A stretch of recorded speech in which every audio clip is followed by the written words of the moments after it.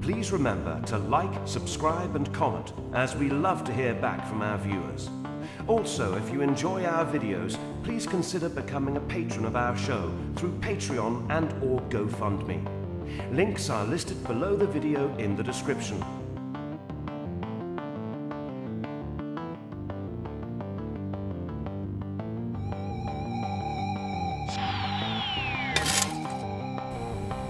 From the deepest, darkest recesses of Dangerous Nerds headquarters, Keith Moncrief and Gerry Kissell. Hey guys, another episode of Pop Culture Minefield with Keith and Gerry.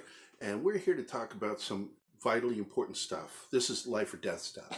You have to understand, if you don't know this stuff as a nerd, you will die. There's lots of life and death all this past weekend. Oh my God, this weekend was just chock full of passing away. And some of it in film and on television, and some of it, sadly, in real life.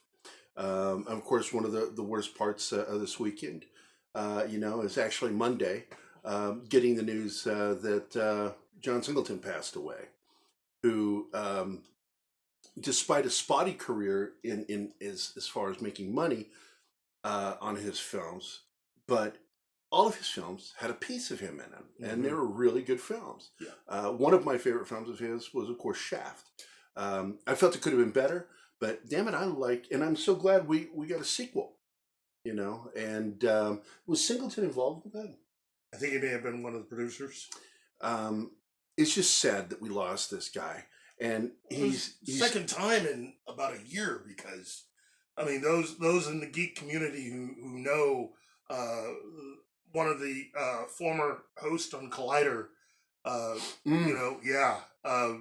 John Schnepp passed away. Shocking, because I knew him. Yeah. And really nice guy. Heart attack, then went into the coma, and then got taken off life support. And that's what we were curious about, because like a lot of times medical comas, they're induced primarily to allow the body to heal. Mm-hmm. And that's what we thought was going on with him, but apparently no, that this was just a progression. And it's sad. He's only 51 years old, man. That's our age range. And it's like, that's too young to be dying. We're still children. Well, we act like kids. We're juvenile. But seriously though, just really, once you get to a certain age, really all ages, you should be going to get yourself checked at the nearest hospital. Especially once you get older and into your 50s, you should at least have know your family history. Yeah. Learn your family history, and you can learn to combat some of the things that might be a threat against you. Gary Willoughby from Blade Zone, skin cancer runs in the family, and of course he's doing right now, because I love Gary Willoughby, he's one of my dearest friends. He's doing the precursor therapy to fight skin cancer. And I wish I was out closer so I could just go with him, because just, take people with you. Don't go alone to these things. Yeah. It takes teamwork to stay motivated and positive, because you have to remain positive. The power of positive thinking is a real thing in the medical field. They teach you a person can die from having a negative attitude. It has an impact on the body. Now, this gentleman, he had a stroke. 51 years old and had a stroke. It's just, this is devastating. So we're going to now leave our condolences to the side, and move on to the big news for us nerds, which is, well, you take over, man. Well, it has been an incredible weekend, really, for Disney, Marvel Studios, and pretty much the Russo brothers and everyone involved in the entire Infinity Saga. 23 films, $18 billion plus worldwide. I should say it's 22 films and 18 billion plus prior to this movie, which is now huge. And I do mean huge. It is. On Saturday, I know what it was. What was it you just read? Yeah, okay. It is a domestic box office as of tonight of $357.1 billion domestically, which is a record. It got 866.5 billion total overseas for a grand total of $1,223.6 billion worldwide. That's insane. It That's opened insane. #1 in the world. It is the highest grossing out of the box movie in the history of cinema. In all of history. And history's been around for over 100 years. Well, I mean, for the year. Now, here we come. Here's what the information says. These are all the records that it broke. Now, remember, this film's been out since Thursday. Midnight.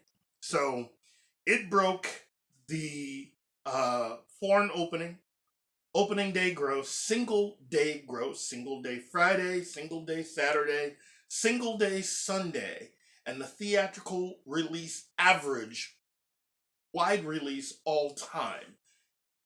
All #1. It is the all-time worldwide box office film ranking of number 17.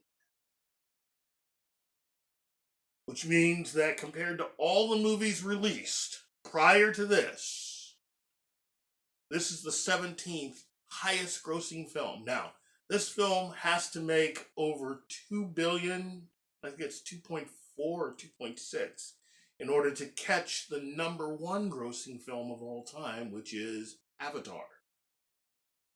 Now, I don't know. Which is not a good film. I don't know if this film's going to be able to catch it. But it has done a fantastic job in making what it has made since Thursday.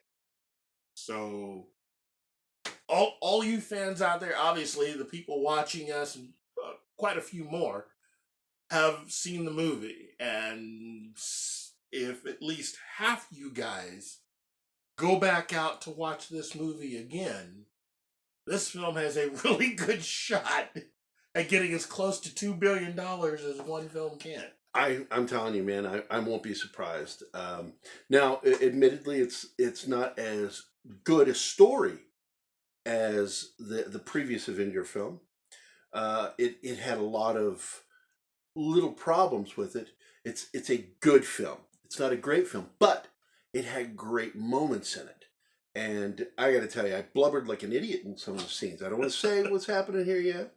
I'm surprised Marvel and Disney didn't take advantage of the obvious way that they could have made money by just selling their own tissue packets. Because there was a lot of that going on. They could have sold official in-game tissue packets and just had that going on, just throwing that out into the audience. Because there are a lot of people just getting all. Oh yeah, I could hear them. I wasn't the only one blubbering.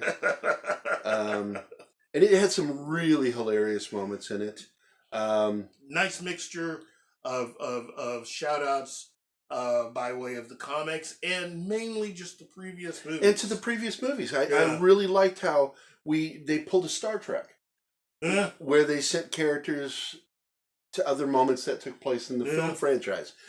Won't tell you how it happens, what happens, just that was fucking cool. It is a solid movie, and it is one that I don't think realistically, I mean, I don't think you have to really be a film geek like we are to appreciate how much money this film has made in such a short amount of time. All I know is I went to see it on Friday. Yeah.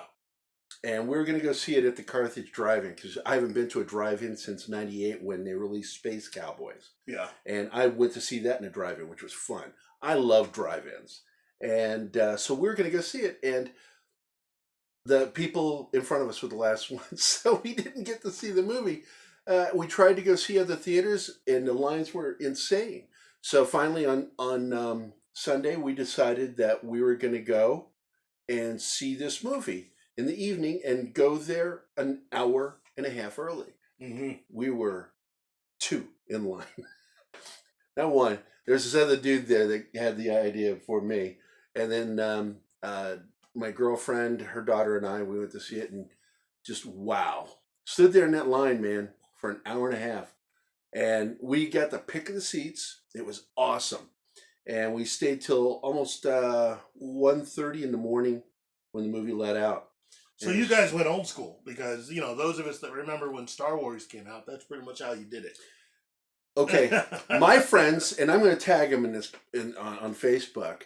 Mike Vita once wrote about this, and I love Mike Vita. Mike Vita was one of my first friends when I was a kid, and Mike Vita said that he, and I think Bennett, I don't know if Jim Wood was in there, but I know David Gray was in there. God rest his soul, he's gone. They went early. They thought, we're going to get there before anybody else to see Empire Strikes Back. They showed up. And I was there in a lawn chair already. I camped out in the middle of the night, and I was going to be there for that first showing. Nobody was going to get number one. I was there for the first spot. And that was important to me. And it's always been that way. Star Wars, I always show up early for the prequel trilogy too. Yeah. Despite my feelings on them, I still went to see every single one of them. I support Star Wars, whether I like them or not. Well, now you have something new because a lot of these kids, look, you got to understand, since 2008, these films have been around pretty much 11 years. So you've literally had people grow up and just grow die. with these. I know a lot of fans who have died before the series wrapped up. Yeah. Whether it's Star Wars or Marvel. It's just these are part of lifetimes, and that's why when I see these nerds get pissy with legacy fans, it's like this is their life. Yeah, they spent their entire life on this, and you're treating it like it's nothing. These films are our lives, and it says something about our lives because we dedicate our love and passion towards these things. And when other fans disrespect that, they disrespect the concept of what those films even represent. This is an amazing achievement for everyone involved, but most importantly, also a celebration of those who actually created everything for which these movies are really a part of and a distillation of. You know, the work of Jack Kirby and the work of Stan Lee and the work of Steve Ditko and the work of really everyone that had ever worked for Marvel in any capacity, from even before there was a Marvel Comics, when they were known as Timely, all the way to whatever got published last week. So to everyone within Marvel, to everyone with Marvel Studios, the actors, their families, the crew, good on ya.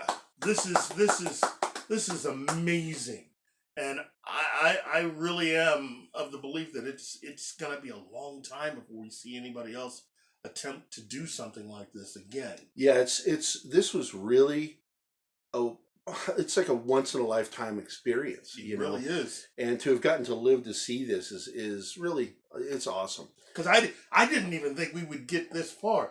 I was kind of skeptical back when they had we were making an Avengers we were just movie. preparing for the rug to get pulled out from under us at any minute. That's just the way it's always been for comic book fans when it came to film. And think of it this way: those that have grown up with these films, this is all they know. All they know is just, hey, we're going to make a bunch of films, and they just totally expect that, you know, whoever comes along will be able to finish their story. Yeah. That's rough. It's sad. See, we raised our kids right. We have our kids, and we raised them right. We introduced them to the classic stuff as well as all this new stuff. Yeah. So, like, our kids are very much passionate and appreciative of the legacy stuff, from Star Wars, Star Trek to even the MCU. Yeah. Well, before there was the MCU, it was just Marvel movies. Yeah. And made by other studios. But and of course, the biggest one that paved the way, of course, is Blade. And I'm really happy, even though it might be a cursory position, I'm glad that Wesley is going to maybe have a part to play in the forthcoming film. Yeah, we hope. We hope. Yeah, because there's nothing conclusive. Yeah, there's nothing to say that things couldn't change between now and then. But Kevin Feige could take off his hat and say, "That's it, I'm done." He could easily do that, and given how much money he's made for those guys, I'll be very surprised if he hasn't at least accumulated at least $1 billion, maybe $2 billion. Yeah, you don't let that cute hat and the blue jeans and the everyday guy shirts fool you. That guy is one rich mother, and he is a hardcore producer. And people think he's like this really great, nice guy. You don't get a job like what he has being a nice guy. Yeah, it's show business, people, not friend business. Yeah, and Hollywood is chock full of assholes. I've worked in the industry. He's done some work, and we know what some of those people are like. And you have to have a hard outer shell to succeed the way Feige did. Yep. I'd like to at least, give credit to Robert Meyer Burnett for coming up with that last thing that I said, because that was really his term. So, look, this is just, again, it's hard for my mind to put this all together that we've seen this. In fact, thinking about it, that $1,223,000,000 is what you would add to the box office total that Marvel has made thus far. So we're looking at almost $20 billion by the time Endgame probably gets out of the theater. It's insanity. This is what they wanted with Star Wars. This is. And what they had expected with Star Wars. And what they should have gotten with Star Wars.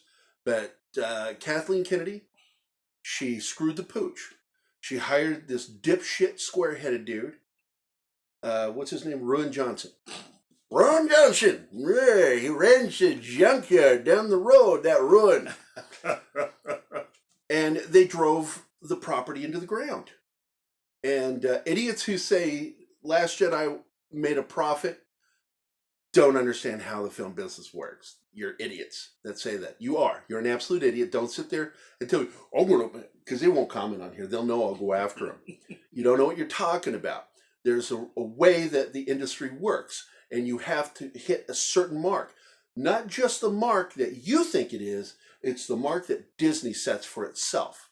They had an expectation, and it got nowhere near it. And then the toys tanked. Yeah. And it absolutely fell apart for Kathleen Kennedy. She had to write a conciliatory note to Kevin Feige, letting him know, congratulations for beating Star Wars, which should have never happened. And Marvel gets it. Kevin Feige gets it. He's a good businessman. This movie, without giving anything away, because we're still going to be nice to you guys, but this... Once you see it, you'll definitely see how all these new Marvel TV series that you've been hearing about are all set up. Yeah, there was a huge plot hole that I don't want to talk about here, that I want to talk to you after the show about. Yeah. It really bugged me. That was left in the film, and I'm like, why was that left out? And I won't discuss it. But, well, here.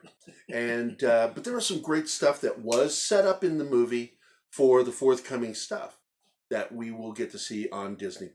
Yeah. And once again, just because it has Disney's name on it doesn't mean it's going to be Disney. It's still effing Marvel. Yeah. So stop with that negative talk. Oh, Disney. Now, agreed. With that said, they turned around and put in one of the most Disney moments in that movie. You know the one I'm talking about. Yeah. The power moment. Yeah, yeah. And it was so laughable, and I wasn't the only person who laughed at it. There were a lot of people that laughed at that. It was just so cringy. But it was over that quickly. Yeah. Just like Thanos. It was over. And we moved on, and I was fine. I got past it. They didn't draw it out into some long, painful, goofy, stupid thing. It was just, it happened, and then it ended and moved on, and action, and action. It's definitely left everything in a way that, seeing how Kevin Feige has said that Spider-Man Far From Home should be the last of the current saga films that should wrap up all of this stuff nicely. And everything that was in that prediction, by the way, we talked about with the drawing, was in that fucking movie. Yeah. It was, and so I'm like, that's interesting, but it didn't happen. I can't tell you. It didn't happen the way that the prediction said it was, but it is in there. And I was impressed with that. Yeah. So that was a really good call on those guys on Reddit. Yeah, really good call on that picture from Spider-Man Homecoming. Yeah, really good catch. And yes, you were right in so many ways. You weren't wrong but you weren't 100% right. And that was very interesting because I was paying attention to that while I was watching the movie, going, "Oh, hey, that's right along with that, and so is that. Oh my God, I don't want to ruin it for you. Watch the damn movie so we can talk about it on the show. And we'll do a spoiler discussion next week. Yeah. So it'll have a big warning on there for the idiots who still haven't managed to go see the movie. You guys, seriously, get the log out of your ass and move it. You're killing me, Smalls. You're killing me. Killing me, Smalls. Killing me. But anyway, was there anything else you want to add to today? I think that is the end of today's discussion. So I think we talked about a lot. We covered a lot. Yeah. And with that, I guess this is Keith. And that's Gary. Oh, yeah, and that's Gary. And you smash that button. Hit the like button. Smash that like button. Leave a comment. Let us know what you think. If you think I'm a dick, say I'm a dick. It's okay. I'm used to it. I'm used to it. My best friends are so mean to me. And I like that. So anyway, you guys have a great week. And this is Pop Culture Minefield. We're out of here. Bye-bye. Y'all come back now. Here.